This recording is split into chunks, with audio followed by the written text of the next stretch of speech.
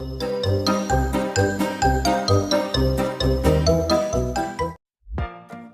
everyone.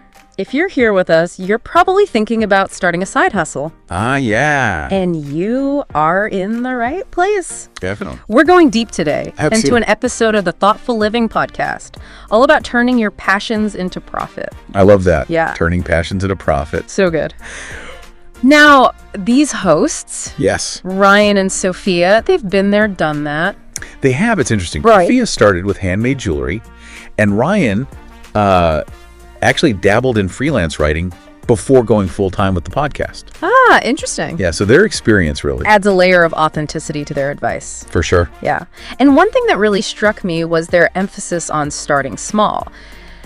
It's so tempting to just go all in on this big idea, but they made a case for testing the waters first. I think that's such a crucial point, especially for first-time entrepreneurs.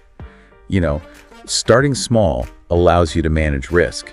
You're not putting all your eggs in one basket, so if something doesn't work out, you can adjust without a major financial setback.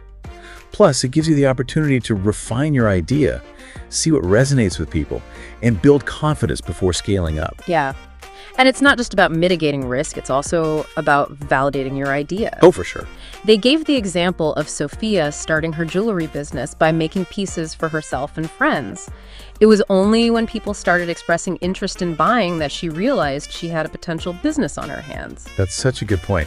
And I think that's a great example of using your existing network as a testing ground. Like starting with people you know. That can give you valuable feedback early on, potentially even your first few customers. But it's also important to be mindful of the dynamics involved. Oh, yeah. I mean, have you ever had to navigate those waters where a friend or family member expects a discount? Or maybe isn't as objective in their feedback? Oh, totally. I remember when I first started dabbling in freelance writing, I offered to edit a friend's website copy as a favor. Let's just say it turned into a much bigger project than I anticipated. Wow. And the feedback wasn't exactly what I was hoping for. It's definitely a learning curve, but those experiences, they can be so invaluable in teaching you how to set boundaries and manage expectations. For sure. Yeah. Speaking of learning curves, Thoughtful Living also delved into why side hustles are so popular these days. Yeah. It seems like everyone's got one. Well, I think it's a reflection of the changing economic landscape. Yeah. You know, people are increasingly looking for ways to diversify their income and create a sense of financial security, especially with the rise of the gig economy and the uncertainty that comes with it. Right. And let's not forget the allure of creative freedom Right. and the desire to pursue passions that might not fit into a traditional 9-to-5 job. Right.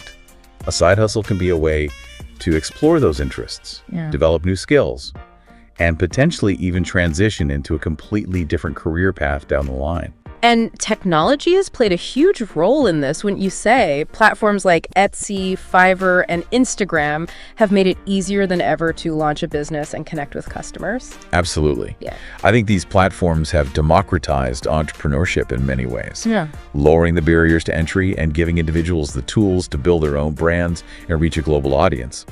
But it's also worth acknowledging that with increased accessibility comes increased competition.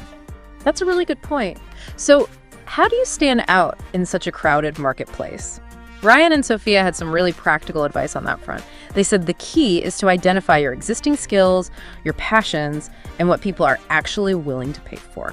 And I think that last part is where a lot of people stumble. It's easy to get carried away with an idea that you're passionate about, but if there's no market demand for it, Right. it's going to be tough to turn it into a sustainable business. Market research is essential, but it doesn't have to be a daunting task. Yeah, it's not about spending months on a complicated analysis. They recommended starting by simply observing what's already out there. Look at what your competitors are doing, what problems they're solving, and how they're positioning themselves. And don't be afraid to tap into your own network. Ask your friends, family, and colleagues what they're struggling with, what products or services they wish existed. You might be surprised by the insights you gather. That's great advice.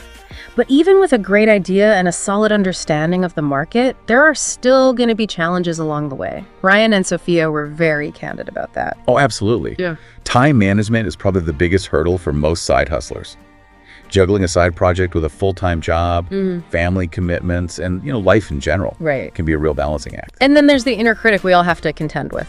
Yeah. Self-doubt can be incredibly debilitating, especially when you're starting something new. It can make you question your abilities, your ideas, and even your worth. Ryan and Sophia called it imposter syndrome, that feeling like you're not good enough or that you're going to be exposed as a fraud. The very common experience. Even among successful entrepreneurs, the key is to recognize those thoughts for what they are. Just thoughts, not necessarily truths. They both emphasize the importance of celebrating small wins, no matter how seemingly insignificant they might seem. Oh, yeah. Those little victories can help build momentum and boost your confidence. And remember, you don't have to go it alone. Seeking support from others who understand the entrepreneurial journey can make a world of difference. It could be joining an online community, attending local meetups, or even just having a friend or family member who you can bounce ideas off of.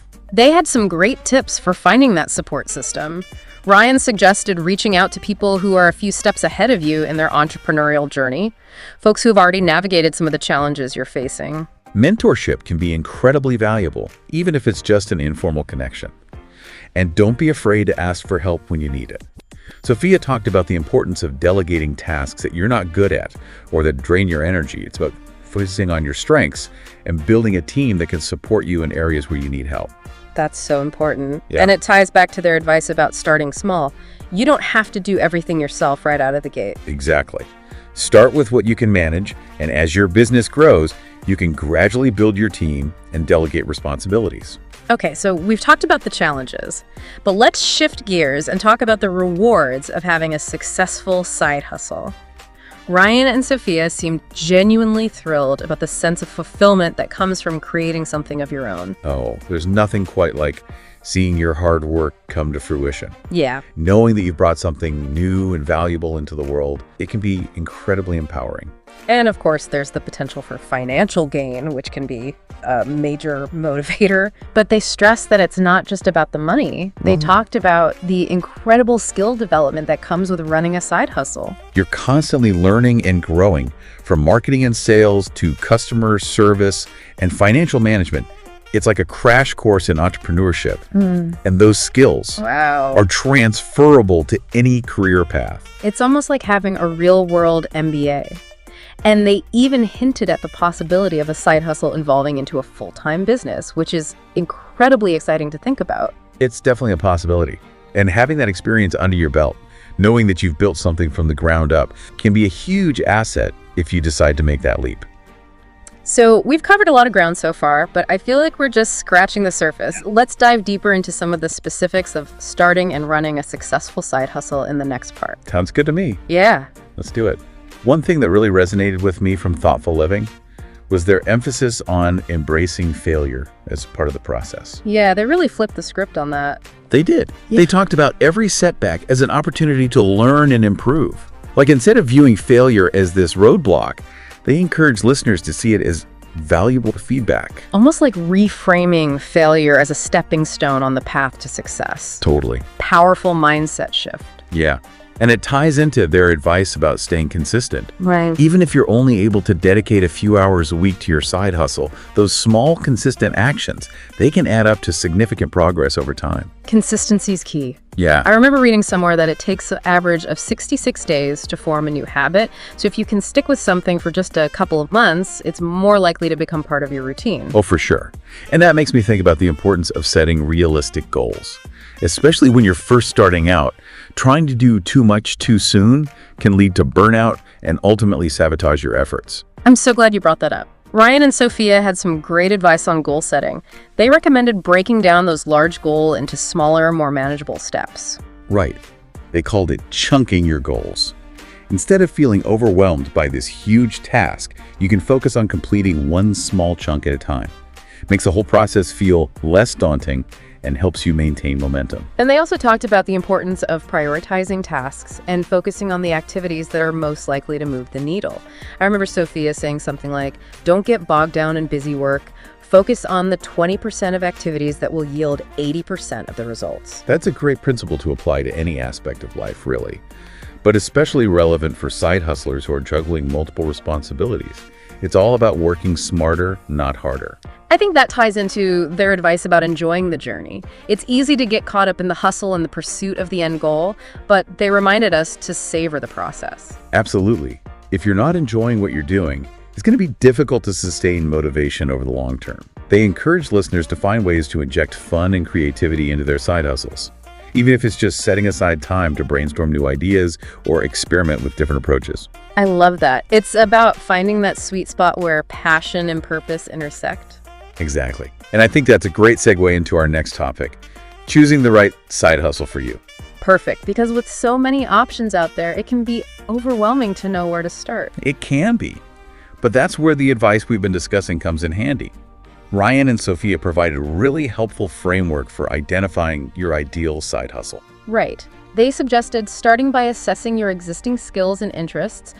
What are you naturally good at? What you enjoy doing in your free time? And then they encourage listeners to think about how those skills and interests could be translated into a marketable product or service. For example, if you're a skilled writer with a passion for personal finance, you could start a blog or offer freelance writing services to financial institutions. Or if you're a creative type with a knack for photography, you could sell prints online or offer portrait sessions to families and individuals. The possibilities are endless. But it's important to remember that not every passion translates easily into a profitable side hustle. That's where market research comes back into play. Exactly. You need to make sure there's an audience for your product or service and that you can price it competitively.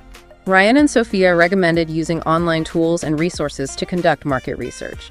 They mentioned websites like Google Trends, which can help you identify trending topics and assess demand for certain products or services. And social media platforms can be a goldmine of information.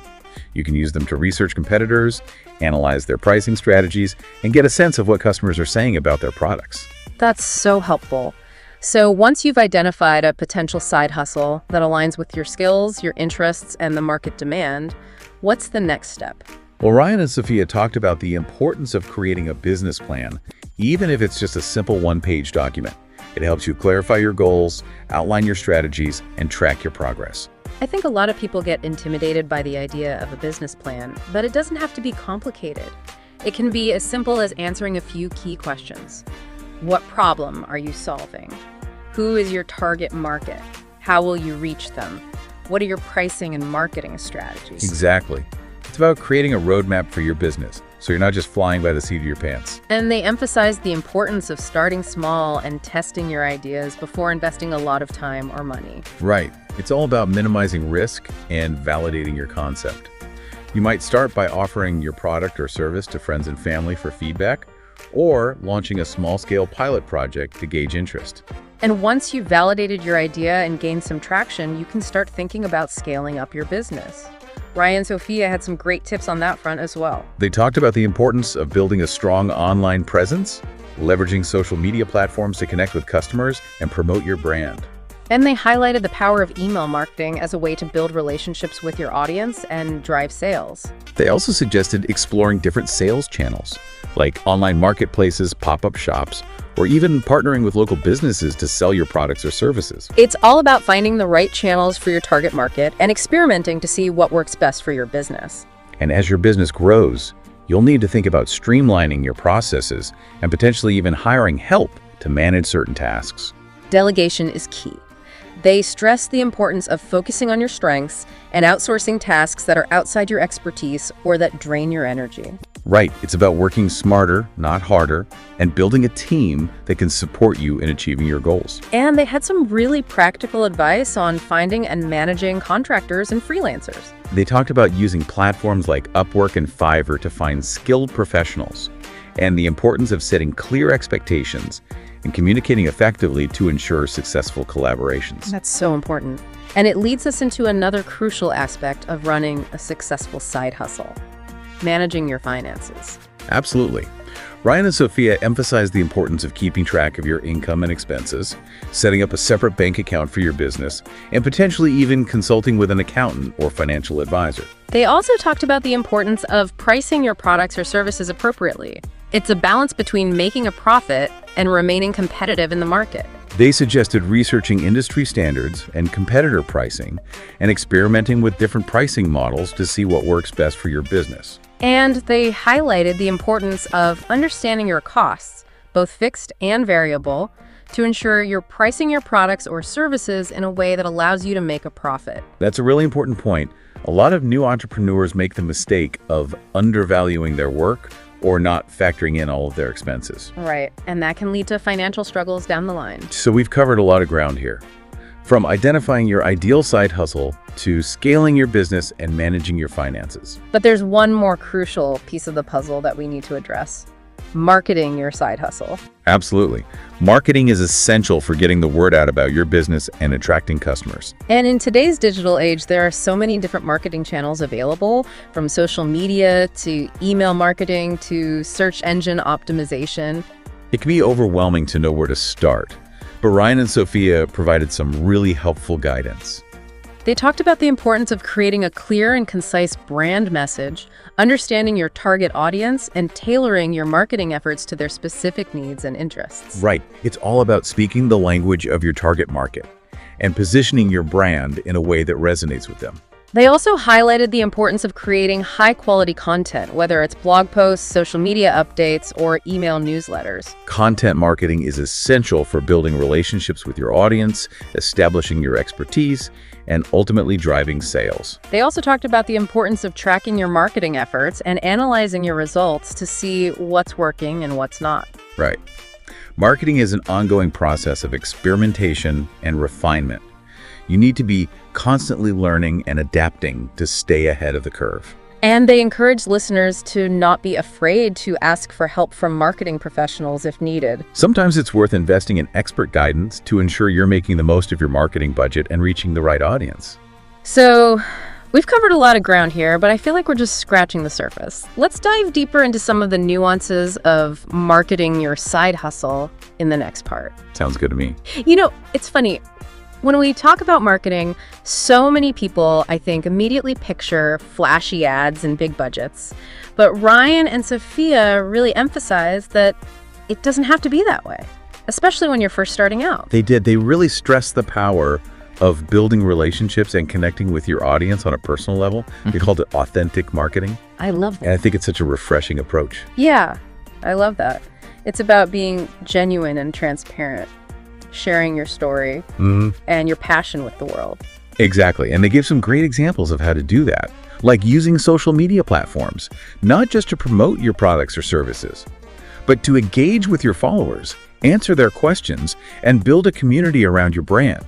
They also highlighted the importance of creating valuable content that educates or entertains your audience, rather than just trying to sell them something. Right. It's about providing value up front, building trust with your audience, and over time, that can translate into sales. Yeah, they also talked about the power of collaboration. Yes. And partnerships. Reaching out to other businesses or influencers in your niche can help you expand your reach and tap into new audiences. Absolutely. It's a win-win situation. You're cross-promoting each other's products or services and reaching a wider audience. And they had some really creative ideas for collaborations, like guest blogging, joint webinars, or even co-creating products or services. That's a good idea. I like that. It's all about thinking outside the box and finding ways to leverage each other's strengths. They also encourage listeners to not be afraid to experiment with different marketing channels and strategies.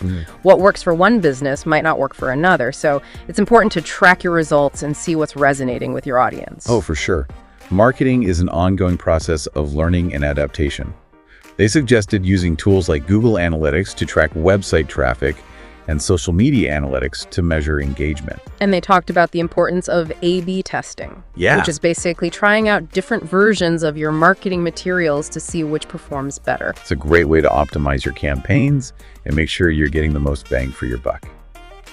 So as we wrap up this deep dive into Thoughtful Living's episode on side hustles, I think it's clear that they've given us a wealth of information and inspiration to get started with our own side hustles. Absolutely. They covered everything, from identifying your passions and skills to conducting market research, building a brand, marketing your business, and managing your finances. It's a comprehensive roadmap to success, but I think the biggest takeaway for me is their emphasis on embracing the journey. Yes. Enjoying the process and not being afraid to experiment and learn along the way. I completely agree. It's about finding that sweet spot where passion, purpose, and profit intersect. Beautifully said. So, to all of you listening out there who are dreaming of launching your own side hustle, I hope this deep dive has given you the knowledge and the motivation to take that first step. Remember, possibilities are endless. And as Ryan and Sophia said, the only limit is your own imagination. Thanks for joining us on this deep dive into the world of side hustles. We hope you found it valuable and inspiring. Now go out there and turn those passions into profit.